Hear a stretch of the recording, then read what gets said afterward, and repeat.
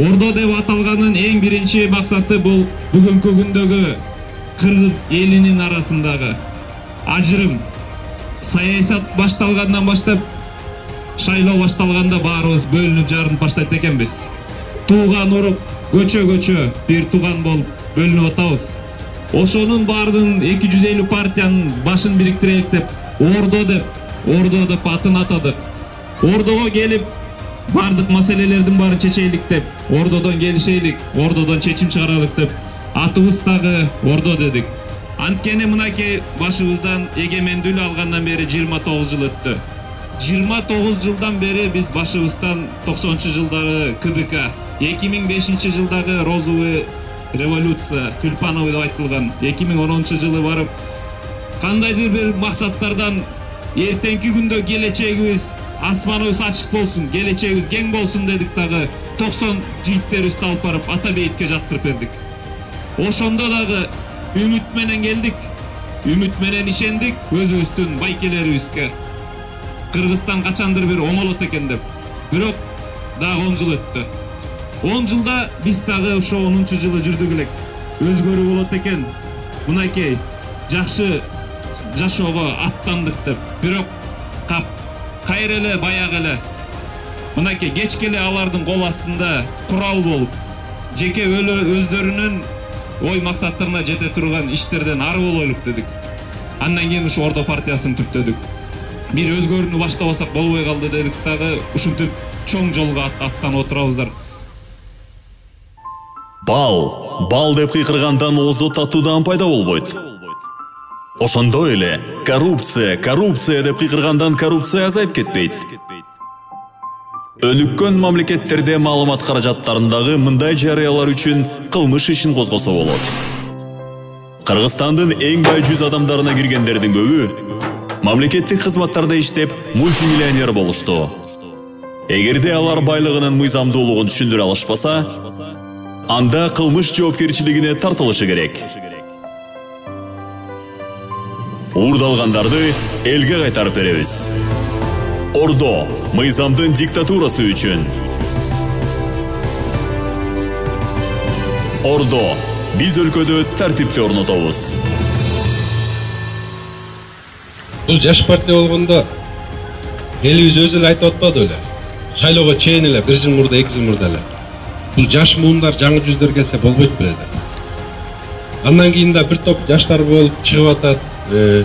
Көбүнесе ошо партиялардын астында эле жаштар жүрүп атпайбы деп атпайбы. Бирок анын артында кимдер турат? Ошолор эле да. Жөн эле астына жаштарды коюп койгон. Бай элге сиздер 2 жыл 3 жыл мурда айтып жүргөн жаңы муундар келсе болот деди. Мына жаңы муундарды астына коюп, артында жашынып, көлөкөсүндө беттерин көрсөтө албай, ошонун артында жашынып келе атышат. Бизден корко турган эмне бар? Мамлекет биздики. Келечегин оңдой турган ал биздин да балдардын, сиздердин неберелериңиздин келечеги. Анан коркуп жата турган же биз чыкпай коюп үйдө, сыртта, үйдө диванда жатып алып, же комментарийлер жазып отура турган учур эмес да. Кырдаал бир топ өзгөрдү. Экономика мына жанагы пандемия учурунда өтө чоң кризиске туш болдук. Дагы карыз болдук, эми дагы карыз болобуз. Булар башкарып эле келбедиби? Өнүккөн жокпуз да, же карызыбыздан кутулган жокпуз да. Тетирсинче карыздан эле канча 2 жолу революция дедик, же төңкөрүшпү, карыздан карызга эле жылдан өсүп эле баратпайбы? Бул төңкөрүштүн деле жыйынтыгы чыккан жок да эч нерсе. Анан азыр төңкөрүштүн учурубу Кыргызстан көтөрөбү? Андан көрүп биз жаштар, ар кайсы региондон бириккен жаштар. Кызым, адам баласына тандоо эркиндиги берген.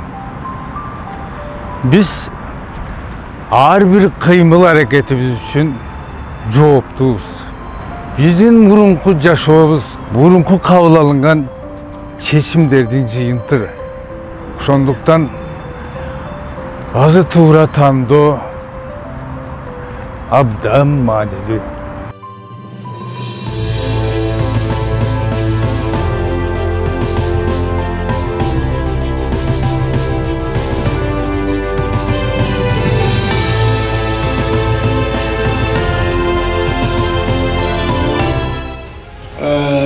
элдин баары эле кыргыз эли баары саясатчы болуп калды. Анын ичинде биз да саясатчы болуп калдык. Себеп бул ушул биздин мамлекетте иштеген ушу азыркы элита деп коет атпайбы тиги депутаттар. Ошолордун артынан биз дагы ошол булар элита деп атат, бул элита эмес, элдин кулу экенин билбейт. Эл өзүнчө, мамлекет ушул депутаттар өзүнчө болуп калып атты. Ошол себеп менен ушу элден суранат элем, ушу тандоо убагында жакшылап тандап, бул депутаттардын келечеги эмес, Кыргызстандын келечеги кандай болот? Биздин ушу жаш муундар, бала чакалар, ушу балдарыбыз кандай тарбия алат деп, ошо тарбияны көрсөтүш керек болуп атат. Бул саясат үйдөн башталат да, мындай алганда. Анан кыргыз эли өзү бул уникальный эл өзүнчө. Ошо уникалдуулугун азыр эми көрсөтүш керек болот. Азыркы депутаттарды шайласаңар, анда келечек кандай бололор мен билбейм. Саналуу гана күндөр калды. Жакында биз өлкөнүн тагдырын кимге тапшырарыбызды тандап алабыз. Биз чеги жок алдамчылардан, популисттерден, эски калпычылардан тажадык. Мамлекетибизге таза дем, жаркын келечекке болгон үмүт керек. Унутпа, парламентке кимдин келерин же кимдин келбесин биз өзүбүз гана чечебиз. Жүрөгүңдү тынчап, акыл калчап добуш бер. Калп жана куру убадаларга булганбаган адамдарды шайла. Туура тандап, Ордо саясий партиясына добушуңду бер. Могуреки сасыган, чириген системаны мынакей бир 100 эле киши 6 миллион кишини такыр башын тегерет тутту го. Көрдүңөр го өзүңөрдү. Мына мен силерге айтайын, эмне үчүн бизде жумуш орун жок? Кыргызстанда ошонун ичинде биздин Борбор шаарыбыз мурунку Фрунзе азыр Бишкекте. Бүт завод, фабриканын баары четке чыгып кетпедиби? Мына без работа жанагы миллион балдарыбыздын баары тентип жүргөн ошол да. Алар өлүп атат го тигине. Груз 200 болуп келип атат. Көрүп атабыз го биз кандай болуп келип аткандарын. Мына азыр өзүңөр конечно угуп атасыңар. Телевидение, бу Facebook, интернет, алардын баары эле биз баарыбыз эле кыйратабыз деп атат. Жайлайбыз деп атат. Көрдүк байланып кетендер ай. Мисалы соттолгон депутат, ошол соттолгон министрлер, соттолгон эмелердин баары жүрөт го тигине.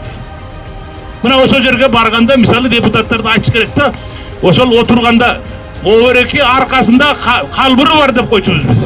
Калбырлы барларды кайра жолотуп басканга аракет кылыш керек. Булар мамлекетти жеген дагы эле жей берет. Мына кайра эле келип эле азыр матырайымдар келип атат. Матырайымдар деп чыгылып атат. Жеп ичкендердин баары кылынып атат, алып кетендер. Ошол үчүн бир туура чечимдерди кабыл кылалыгы. Могуреки 20-жылдагы шайлоо 4-октябрда.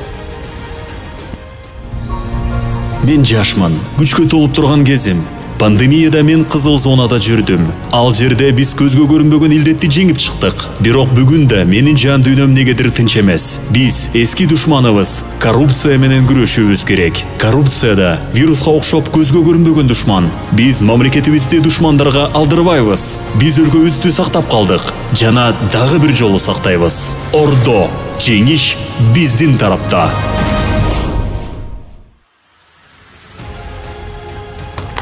Жүздү жазап коюш оңой эле. Оңой эле. Жүздү бир заматта кубултуп жиберсе болот. Улар жана маска таңсаң жүзүң бир заматта жагарат. Тура калат. Ал эми мен мына жерде карап туруп, жаңы мындай байкап көрүп туруп, мен бул жерден жаңы жүз эмес, мен жаңы көздөрдү көрүп турмун. Ошон үчүн урматтуу шайлоочулар, урматтуу талас элим, жандарым, кагылып кетейиндер. Чыкпаса болот эле. Жанагы жаңы 100 деген сөз тукканда айла жок чыгышка туура келди. Жаңы 100 менен 16 партия келет, алдыга салып коюп, 10 жаңы 100 салып коюп келет жак. Ал эми мунугу Ордо партиясын көрүп туруп мен жаңы 100 эмес, үмүттүү көздөрдү, адилеттүү көздөрдү, жап-жаңы, жалындуу көздөрдү көрүп турам. Бар болуңуздар, аман болуңуздар. Силерге ийгилик каалайбыз, кош колдойбуз. Болот.